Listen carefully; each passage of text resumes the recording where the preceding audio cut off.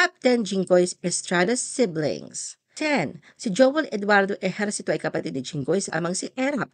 Ang kanyang ina ay si former actress Pichi Osorio. 9. Si Teresita Ejercito ay kapatid na babae ni Jinggoy sa ama at aktresa si Pichi Osorio. Mas tahimik ang pamumuhay kumpara sa ibang miyembro ng pamilya. 8. Si Jason Ejercito ay anak ni Erap sa dating air hostess na si Lorena, kapatid sa ama ni Jinggoy. 7. Si Jose Marie Ejercito ay anak ni Erap kay Joy Melendres, kapatid sa ama ni Jinggoy.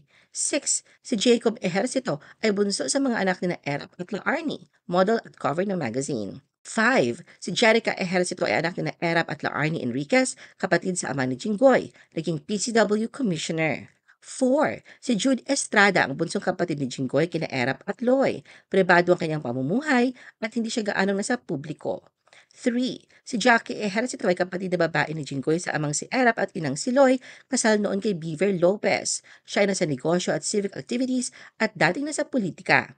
2. Si JV Ejercito ay kapatid sa ama ni Jinggoy, senador at naging mayor ng San Juan, kilala rin sa kanilang public feud at pagiging political rival ni Jinggoy.